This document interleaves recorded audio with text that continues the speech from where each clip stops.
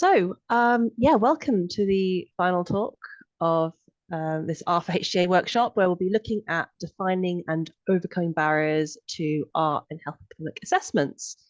So we kind of taken an issue panel approach to this, where there are three speakers, each giving our perspectives to the issue that, as we all know and can appreciate, R does offer significant advantages for complex modeling, with enhanced capabilities, including but very much not limited to traceability, testing, version control, documentation, and not to mention the analytical demands that are increasing in the industry, as highlighted by the panel yesterday. But despite these benefits, our adoption in HTA does remain limited, even if it is seemingly flourishing in the academic community. And so the objective of this panel is to define key obstacles such as inconsistent guidance and challenges in implementation, and suggest how these could be addressed to facilitate broader use. So proposing actionable solutions, and hopefully we'll have a good discussion at the end, which will take until the end, 5 o'clock. So just to very briefly introduce all of us, my name is Hart, and I am a health economist and director at Dartmouth Analytics, and I specialise in developing modelling solutions in R and our shiny within consultancy. And I know that the other panelists will introduce themselves properly at the start of their talks, but just briefly, I'm joined by Sven Klijn from Bristol Myers Squibb, who will go into the experiences of using R in the HTA process. I'm also joined by Yevgeniy Samyshkin from GlaxoSmithKline, who will be presenting his perspectives and case studies that he has developed with Tom Ward. And we three plan on talking for about 10 minutes each, with 20 minutes of discussion at the end. So please do add your comments at the end. And so we'll have some questions and hopefully a good discussion. So in terms of my perspective from consulting, one of the barriers to more of our clients seriously considering R for their work streams is that the current process for HTA engagement tends to surround the development of a global model, which can then be subsequently developed, updated, adapted for country-specific submission. R is ideal for this way of working, but there is a profound lack of clarity and consistency in global HTA guidance as to which HTA bodies will actually accept an R model. It obviously causes, understandably, quite a lot of hesitancy. So to better understand and address this limitation, I have started putting together a centralized living document on individual country guidance. And this is comprised of two things. Firstly, the available guidance from agency websites, where applicable, where it's available. And the second thing that I find is that I find whatever email address I can find on the HTA websites and actually go and contact them personally, ask them to clarify their position and any related details. So the results are here and are available for access or reference as needed. And I've coloured each country that we've looked at in 3 ways. Green for models can be accepted, R for models cannot be accepted at this time, and yellow for they might be accepted depending on the rationale for using R, or that there might be a discussion that's needed, or sometimes it does not outright state that R is an acceptable option. And of course, before I click on this, just a disclaimer that this document is a guide only, and we don't hold responsibility for where information here differs from individual experiences. But I'm just gonna click on it. And of course, if you notice something wrong or missing, please do contact me, and we'll try to incorporate it. So going through, you can see that this does include most countries from Western Europe, as well as Australia, US, Canada, New Zealand.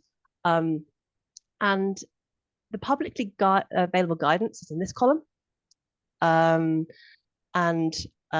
It's coloured, and where I'm still waiting to hear from countries is in this column indicated.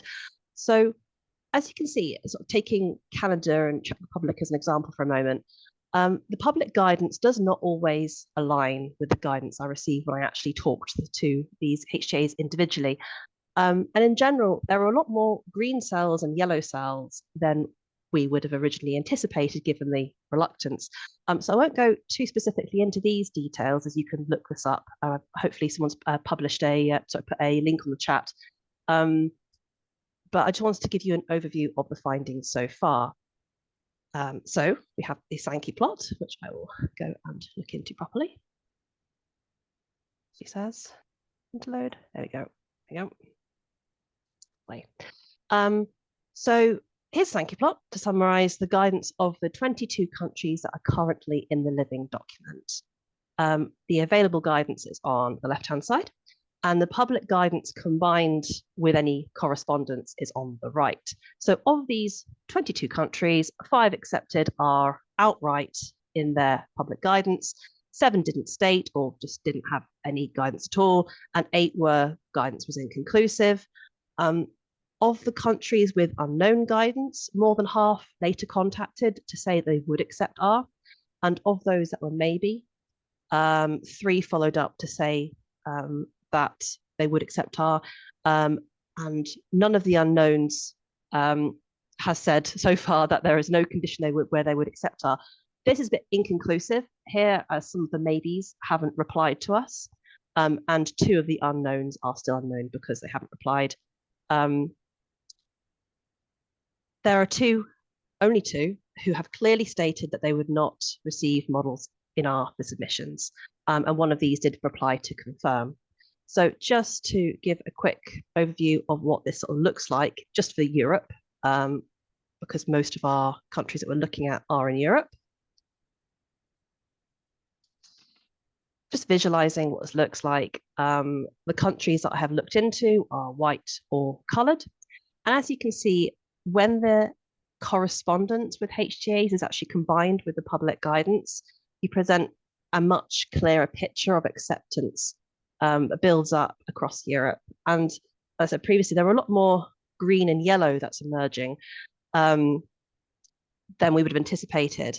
And that was the result of having these conversations. So not exactly to name and shame, but there were a few which had no public guidance. And we weren't able to contact them, but we're making some headway in France. So hopefully we'll have an update on that soon. But in general, we do plan to spread our search to Eastern Europe and other countries globally to continue this picture. And of course, we will continue to update the living document. So back to the slides to summarize key findings. Firstly, only 2 countries have outrightly stated of the 22 that they would not review our models as part of our HTA submissions, and this is Italy and Denmark. And until last month, Belgium was also on there, but this was updated only last month. So you can see that things are being updated and people are moving in the right direction, which is really exciting. And we'll continue to ask, and we'll just see where this ends up going.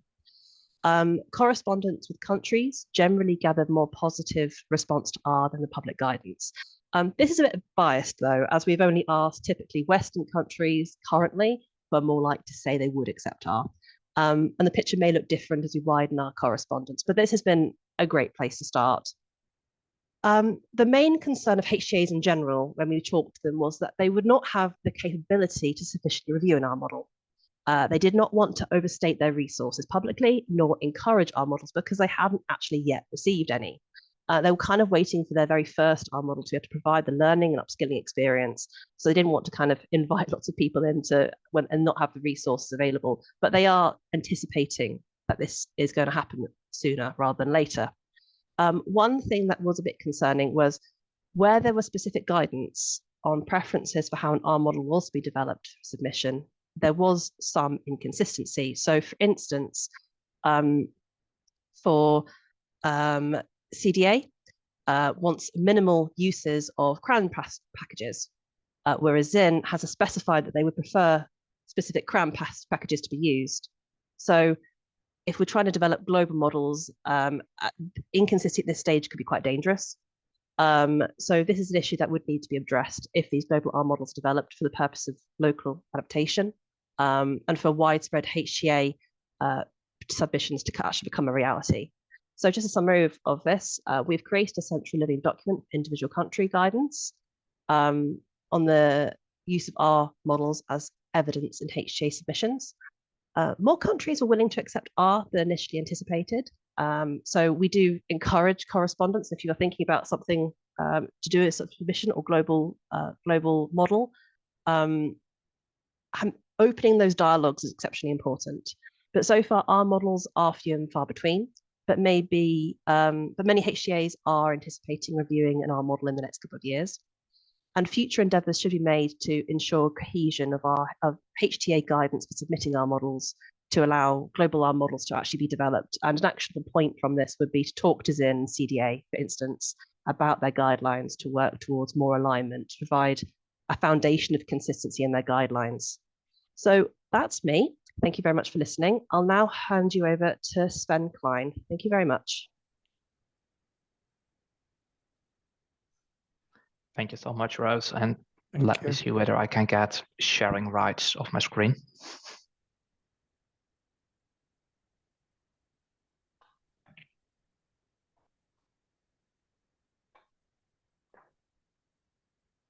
Just let me know if that comes through correctly. Yeah, yes. good. Yeah. Lovely, thank you so much. So what I want to talk about is the experience that we gained participating in a pilot by the Dutch health authorities for submitting an actual model in R. I do need to make the disclaimer that everything I say is my own opinion and does not necessarily represent opinions of Bristol Myers Squibb or the Dutch Healthcare Authority for that matter.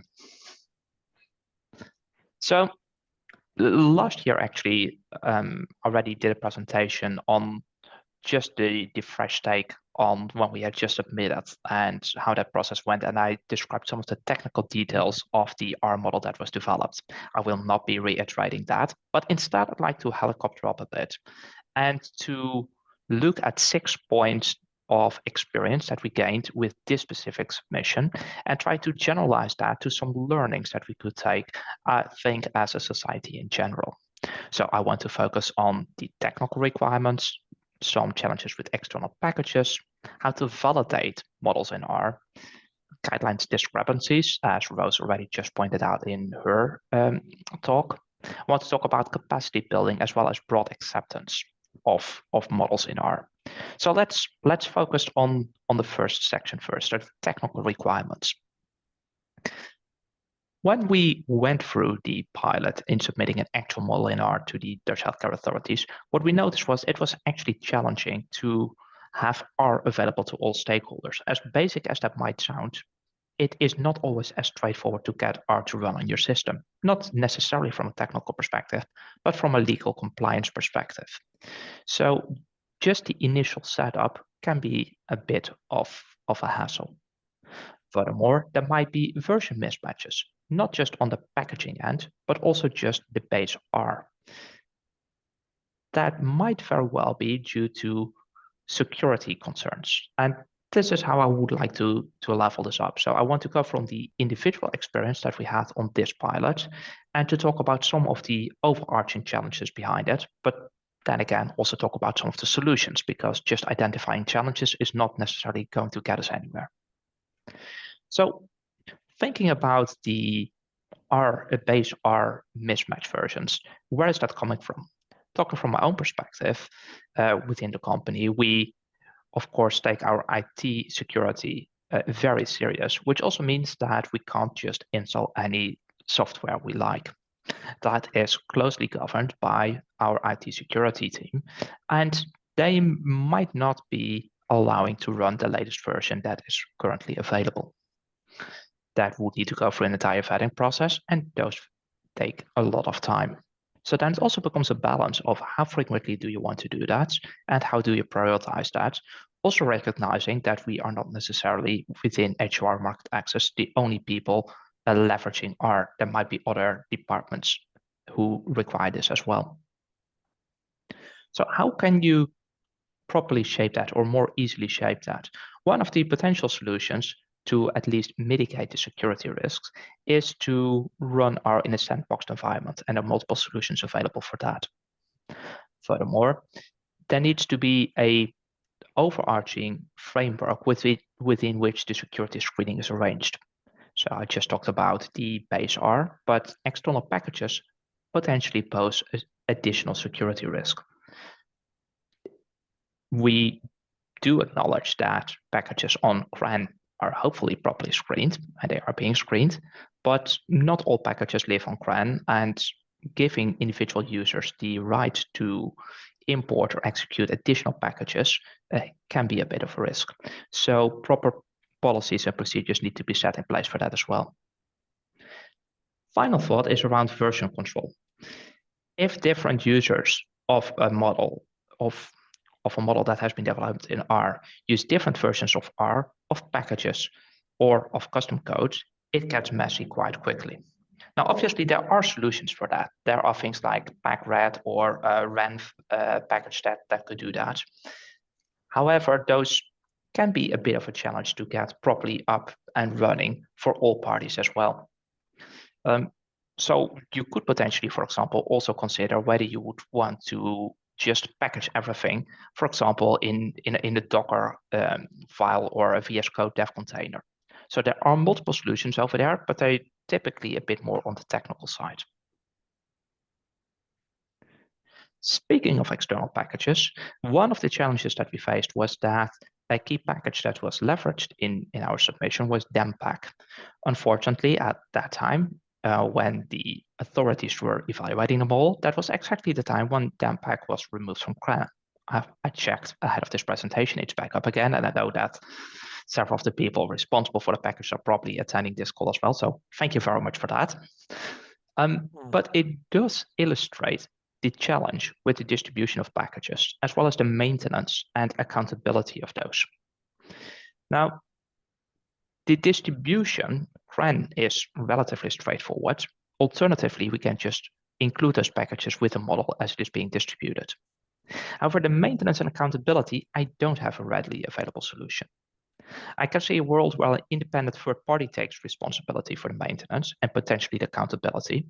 But at the moment, many of the packages rely on either people who are passionate about the projects that they're doing and the code that they're writing, or on one-time academic grants that might run out. And after that, support is a bit of a question mark, which poses real risk and challenges, especially in terms of reusability and continued relevance of the models that are developed using those packages.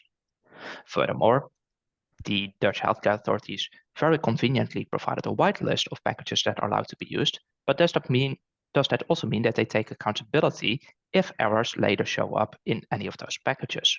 Those are questions that I think we do need to discuss as a community. Like I say, I don't have a ready answer on how to solve these specifically, but I do think it's important that we start this discussion in a broader setting. The next experience is around validation. Now, within the context of this pilot, we had a model in Excel available. That was the global core model, and we did populate it with the local inputs as an external control so that we could double check whether the results generated by the R model aligned with the Excel model. That's very convenient. And of course, it does allow basically for double coding. So you have increased certainty around the validity of the results that you're getting. However, moving forward, if R is to replace Excel models, that would not be available. Now, there are multiple solutions available already. I'm thinking of the R-HTA package that provides some good framework for testing. However, I'd argue there's currently no gold standard for validation. You can do unit testing, integration testing, system testing, but what would be really helpful in order to overcome this potential challenge in terms of validating novel models in R will be if there were guidelines on that. Taking one step back, thinking around how this works with Excel models, there is no double coding over there either. So we could take some lessons actually on how validation is being done for Excel, take that as a basis and hopefully expand upon that and improve upon that. Is this necessarily going to be an issue? I don't think so, but it is something that we do need to keep in mind if we want to deploy this more broadly. The next one is slightly more challenging though, and that's the guideline discrepancy. I won't repeat what Rose just mentioned in terms of the discrepancies, but that does directly create a challenge. If one HTA agency wants to use all packages from CRAN, and the other absolutely does not want packages used from CRAN. That poses us in a difficult position because basically we would need to create two different R models. That is not feasible and certainly not sustainable. So it would be important for agencies across the globe who are willing to accept R models to harmonize at least on the key points. Now, obviously, guidelines between agencies will differ, and that's perfectly fine. But I think there are some key points that would need to be harmonized. Use of packages being a pertinent one that is clearly demonstrated with the current guidelines already out there. Two other parts would be around the model structure. So basically, how do you build this? Does there need to be an R-Shiny interface? Is just an R markdown file? Okay. How do you deal with the input and separating that from the model engine? Different agencies might have different opinions on that. In order to make it sustainable to develop a single model and being able to adapt it to multiple markets, it would be good to at least have some level of harmony on that model structure. And finally, in terms of the validation and reporting, I think at the moment there is limited to no guidance out there yet, but I can see a world where there might be potential divergence on that as well. Let's switch gears a bit. So far, I've been talking primarily around more of the technical aspects. I do want to talk also about the capacity required for R models to take flight. I think this is a topic that has been discussed at many previous R-HTA workshops, so I won't belabor it. I do want to remark that, looking at the first bullet over here, the restricted number of vendors, it is actually improving. So we do see that more and more parties are capable of working with R and being able to deliver projects in that. Looking internally at my hands and many other institutions as well, we do, however, see that the number of experts is still quite limited. That means that there is a continuity risk. If key people on projects leave, that could mean the failure of the entire project because other people would not be able to step in. This is not just a challenge at consultancies or vendors, but I would argue even a bigger problem at agencies as well as at pharmaceutical companies. At the moment, there is still a keen group of pioneers who are trying to leverage this. But if critical people out there become unavailable for whatever reason, the continuity risk is severe. The solution, I think, is already being worked on. Capacity building, there's a lot of training. This workshop in itself is already helpful, having this as a forum. Also, incorporation of R into the curriculum at universities is going to be helpful in that as well. So it will take some time, but I do see this as an issue that will be resolved at some time in the future. Final point I'd like to make, the broad acceptance. The experience that we have with the submission to the Dutch Health Authority was a pilot for a single market.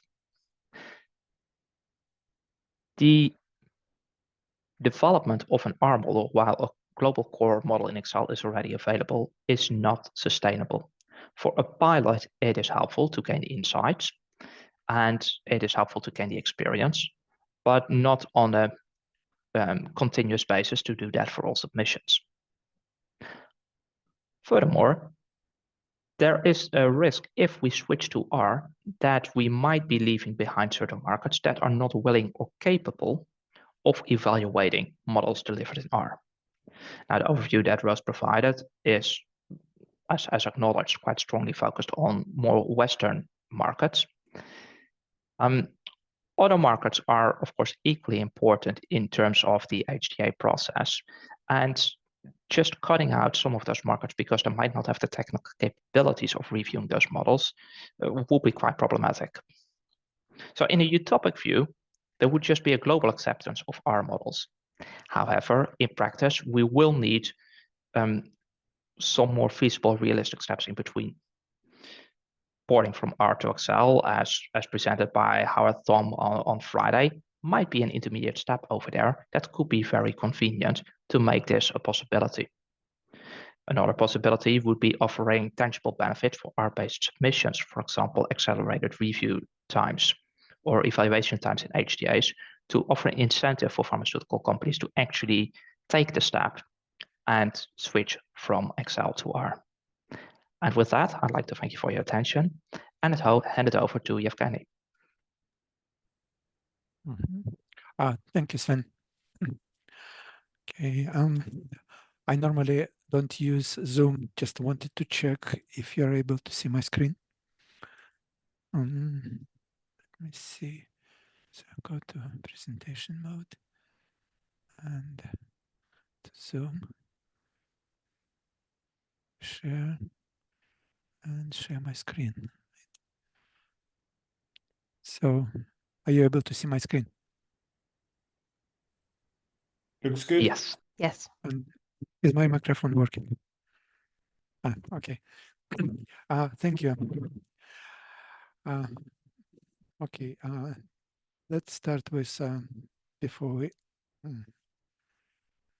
see, how do I go through the slides? Okay, let's start with disclaimers. So the use of the opinions expressed in this presentation are those of the presenters and do not necessarily present the official position of GSK. So we have a presenters here, which is me and Tom Ward. Tom Ward is traveling on holidays, I believe, and not able to be here today, but he's contributed to one of the use cases and kindly help me to build this slide deck. Okay, let me see. Okay, and what we are going to be discussing today in this short presentation is has some connections with adoption of our models for HTA submissions. But mostly we'll be talking about using for early economic models, and for these use cases, I'm not going to focus on the technicalities of models, but rather on the questions why we are doing these models in R, why we believe these models are better from the perspective of a health economist working in a pharmaceutical company, and what is our positive view for the future. So I think we have quite a good collection of enabling factors within the company. So we have just a wide adoption of R as the language for data analysis and statistical programming, and we have the right environment for that. So secure GitHub, installation of R for the users, and appropriate security measures for that. And we have critical mass of professionals, individuals who work with R and will be able to advise on this. We have also team expertise within the global health economics modeling and evidence synthesis team. It grew over time, and some time ago we also have received a very good starting course in health economics modeling in R from Dark Peak, and we continue building our expertise from that training. We also run several health economics projects internally developed in R, and we are hoping that such agencies as ZIN will be followed by NICE and other agencies who will be early adopters. And we also understand that there's a growing capability in their community, including academia and vendors who are able to develop very nice R models. Obviously, we have internal barriers, and most of the health economics models are developed in Excel.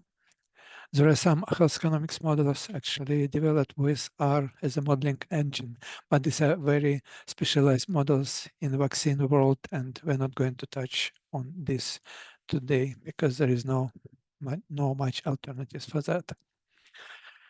So we have to develop core economic models for submissions in Excel, and this is the requirement of the markets. And if we want to develop a model in R for a particular market, such as the Netherlands, we have to redevelop this model in R based on the global model in Excel, which is what we are doing now. But again, I'm not going to discuss this today because it's a subject for a separate discussion.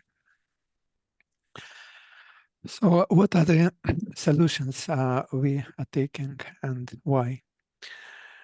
To develop on case-by-case HTR models in R, which could be the preference of HTA agencies or no alternatives for the models to be developed in R.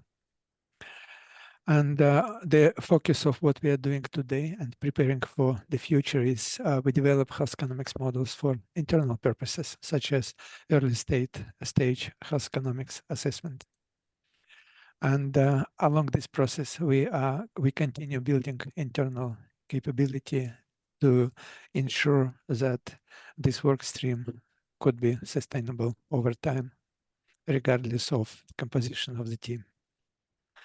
And also in this process, we are, I think Sven called it sandbox, which is a very nice name for this. So we are developing and piloting standardized modeling solutions and functionality within the secure environment that could be useful for future application in the HTA world.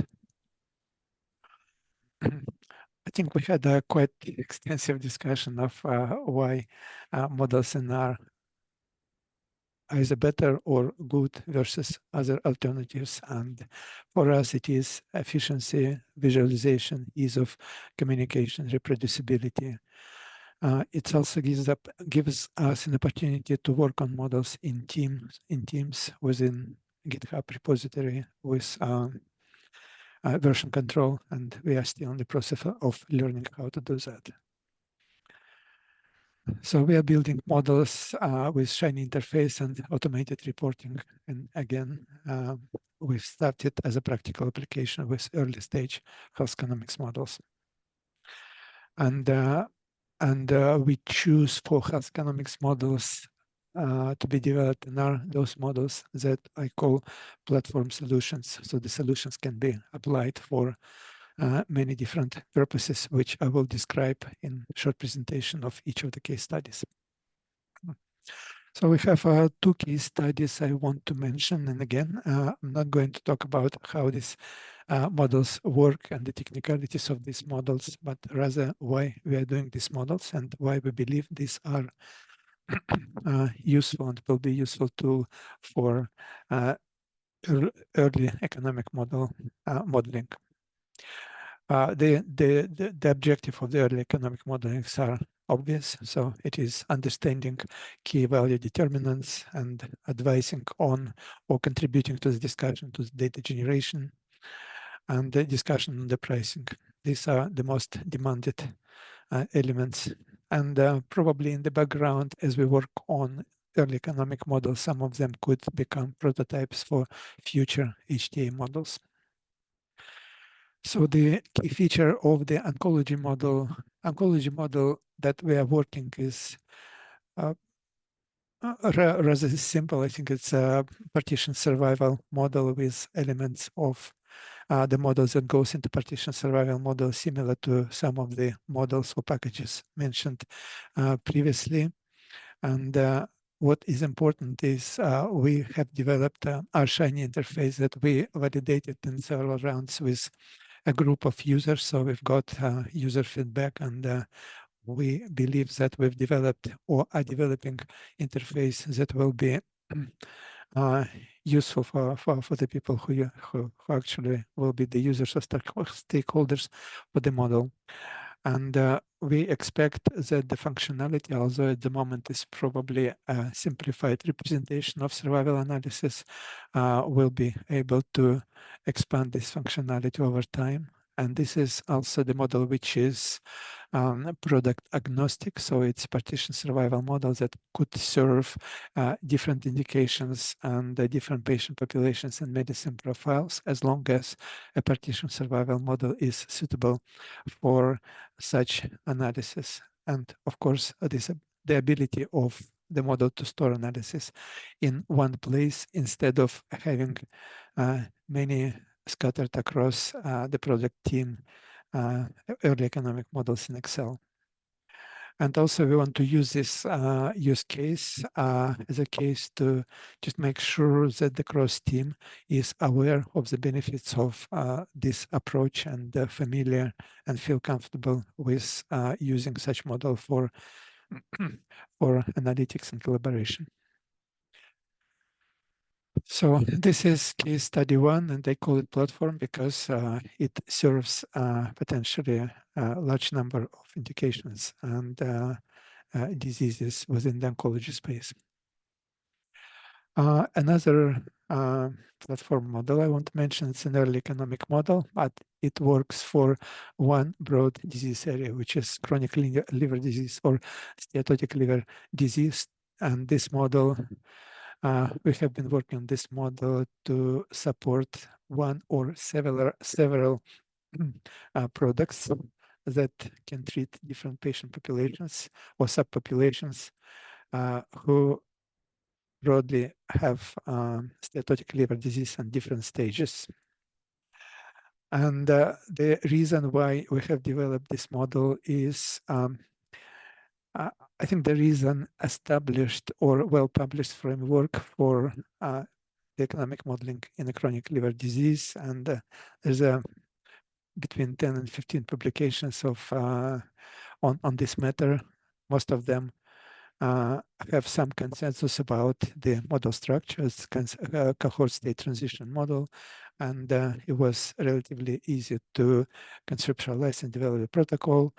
And we want this model to be a multi-country model, which means that we use one model engine. However, the data for this model engine can come from different countries and is stored externally in a database, which is a well-structured Excel workbook that loads the data for each market and for each particular indication, and the model runs very quickly to produce the results. And this is a shiny interface. And we also worked on how this interface should look like for the customers to become familiar and to understand the clarity of the analysis. And as a part of this model, we're also developing, this model utilizes some standard building blocks developed early, which is health economics modeling utilities. It's a collection of tools to produce PSA, tornado diagrams, heat maps, and other things that could be applied to any model. And the model uses the package assert HE. What makes us particularly enthusiastic about this model is our team is a part of interest group for the current project within NICE, which is called NICE HTA Labs. And within that umbrella, they have a modeling group for steatotic liver disease, for MASH, and we are part of the discussion. And hopefully, we will be able to contribute to the consensus model in this disease area. And if you look into the future, I can imagine that this model could be repurposed easily to be submitted for NICE review, as long as NICE will be happy with receiving an R model. And I can't imagine how such model could be reproduced in Excel in such a high performance and elegant way.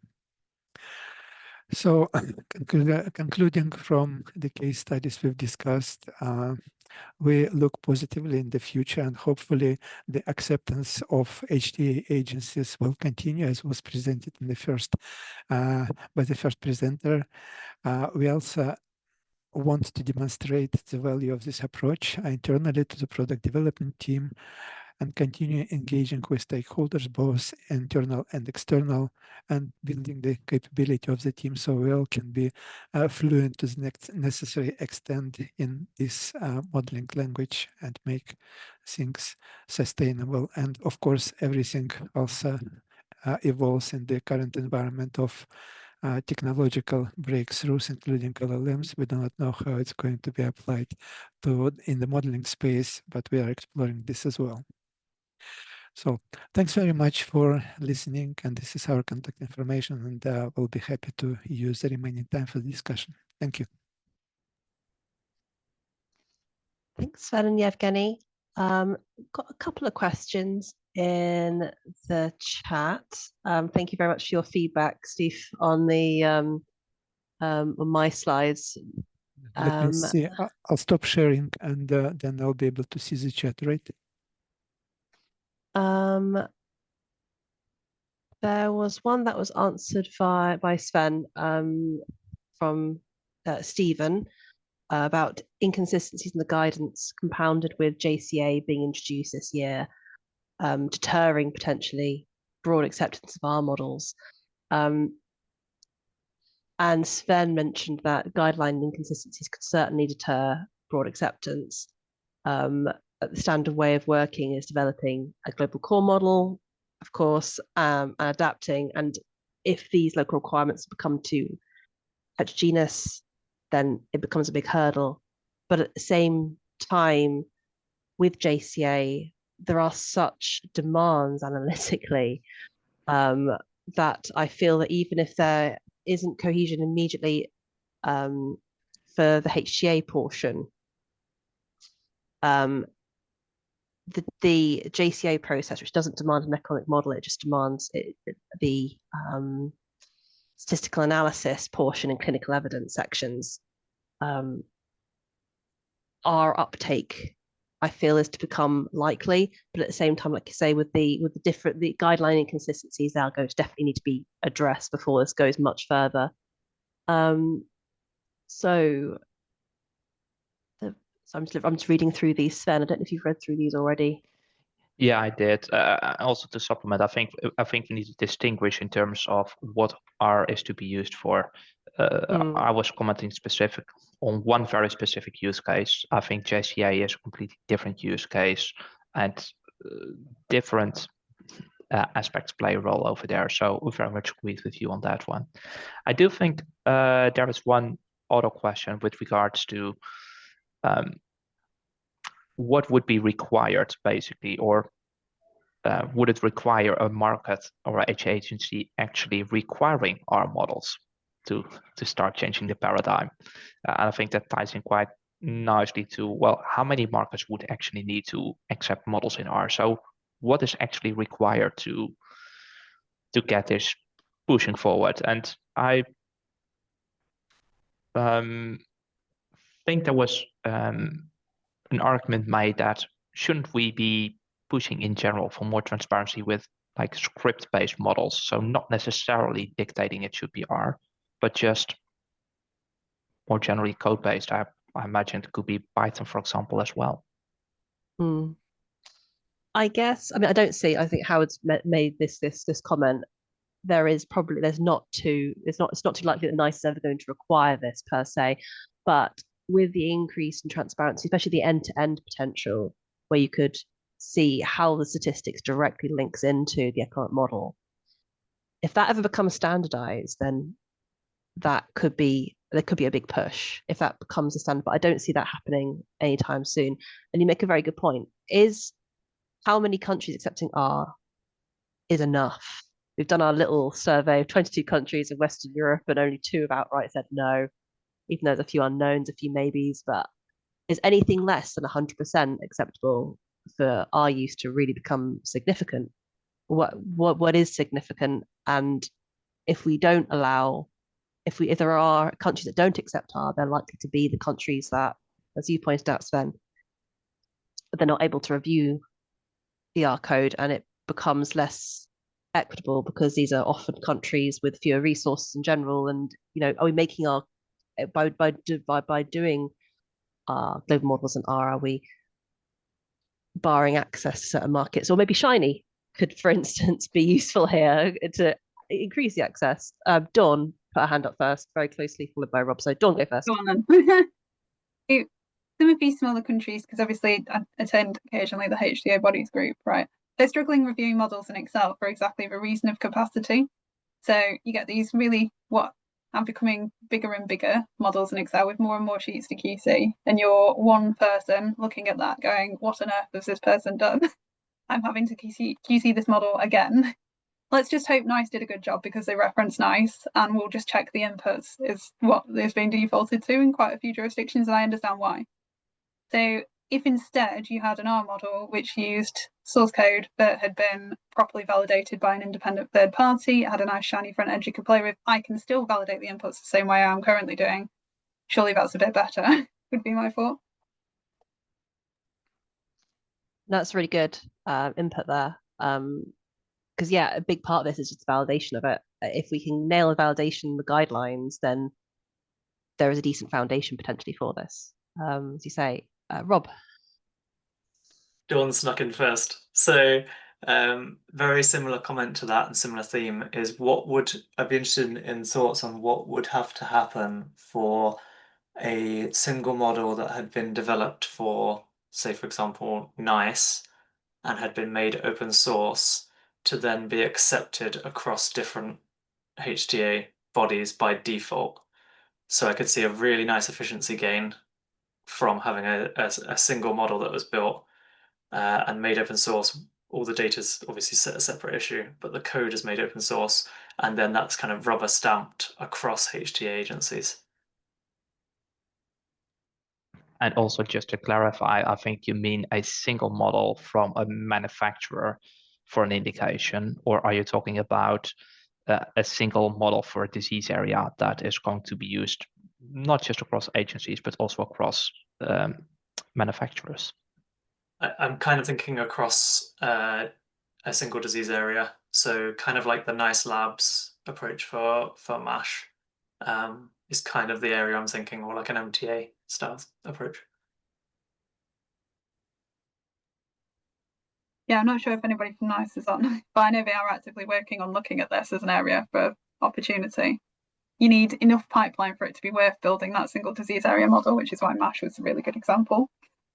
And the same for the Hercules project and Duchenne. So you need a good volume, possibly a lot of manufacturers that maybe don't have the resources to be doing it all themselves. That's an ideal area for collaboration. Yeah, I suppose that's just for NICE, right? The next step is then how do you then say to other agencies, what do we need to do to make this acceptable across other HTAs? Yeah.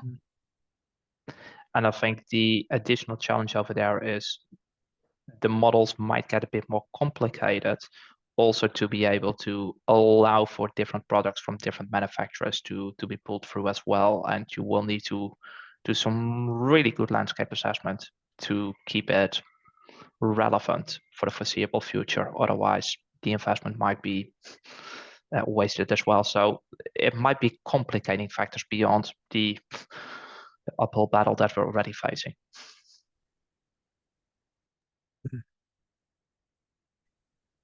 Yeah, it just seems like the incentives are difficult there. Like you say, it has to be worth the issue, and individual companies are going to have to collaborate, which is already quite a difficult thing.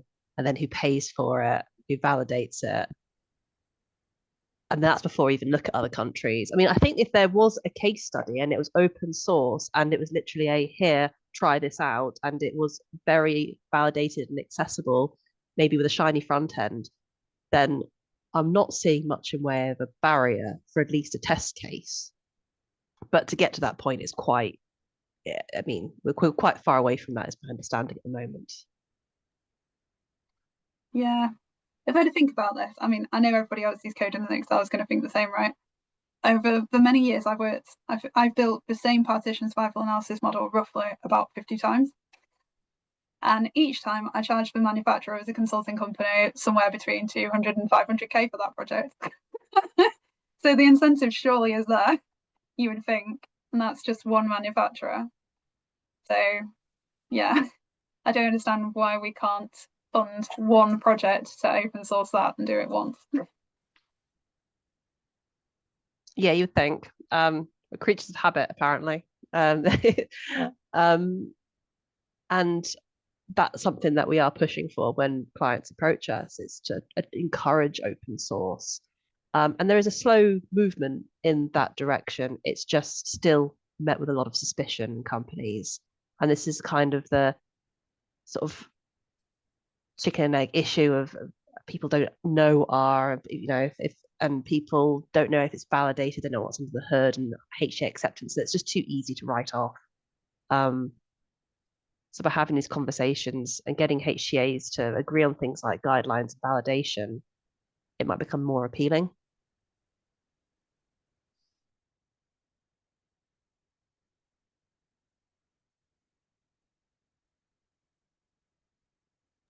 Just looking at the questions in the chat, there's quite a lot of activity. I don't know if Tim Taylor wanted to read out their long. Oh, and Darren's also got his hand up. Yeah, no, and I'm gonna have to run any second because I've got a hungry 4-year-old about to be dropped through my door by his granny. But let's see if I can get through. But I just wanted to highlight one thing. I look at things more from the code side of things. I'm kind of newish to the health economic side of things. I work more on writing code to help people do that. But with R versus Excel, they're kind of very different beasts. With R, where you're embracing the open source nature and kind of rolling dependencies, you don't get these fixed time capsules. So I'm just wondering whether industry is thinking about things differently, i.e. if you write an analysis now, are you checking that analysis in 2 years' time with the latest packages to see if you still get the same results? Because you get bug fixes, there could be errors in the code, things could change. Whereas with something like Excel, you don't have that because Microsoft has a kind of a motivation to not break their code because they've got a huge amount of money riding on that. And also people are coding things from scratch. So those elements of code are not likely to change as well. So when you start using R, I just think you have different challenges. And I was just curious whether anyone kind of looks at those side of things within the more industry. I'm sorry that was rambling. And no, I think it's actually a good point that you raised because it is a challenge. It requires a different way of working with it. Now, I think it highlights the additional importance of unit testing with any of the code that you write in R. Because quite frankly, sometimes you actually need some of the fixes in the packages just because previously you had to write custom code to circumvent the built-in functions. Now, the challenge is getting everyone on the same version, and that is a bit of a difficulty. Also, just to finish my thought on the unit testing, the automated unit testing is extremely important. So I know that for some of our internal tools, we have that in place, but especially as we start thinking about developing models in R for actual HTA submissions and those staying up to date for a longer time, that probably needs to be revisited to make that more robust.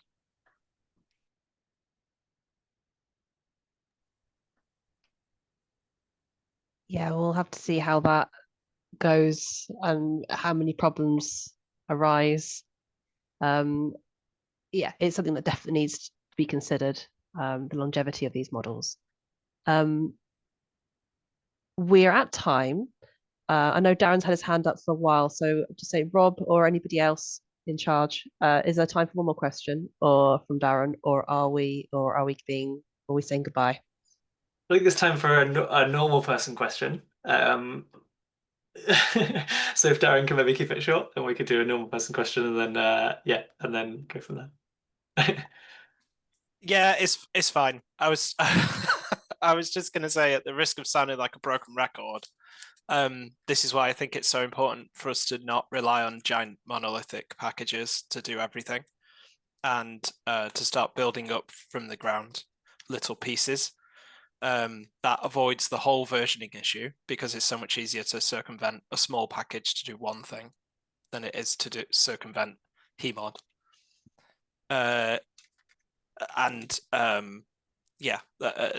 Some of the other talks today kind of highlighted that's kind of happening here and there with the package for the Dutch inputs.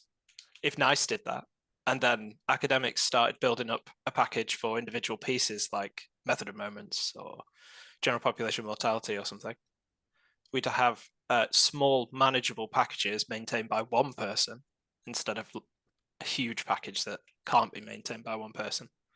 And that would build up an ecosystem which we would be able to maintain and use properly, I think, going forward. I generally like that idea, but you're still relying on somebody else validating and maintaining, and it's that one person at the end. If that one person decides to wins a lottery and leaves forever the industry, then of course we're kind of stuffed. So there does need to be that accountability and that traceability of whose responsibility it is. And that links back to Sven's talk to make sure this doesn't happen. So yeah, thank you very much for listening to our talk. I'll hand back over to either Rob or Howard for final comments and closing the meeting.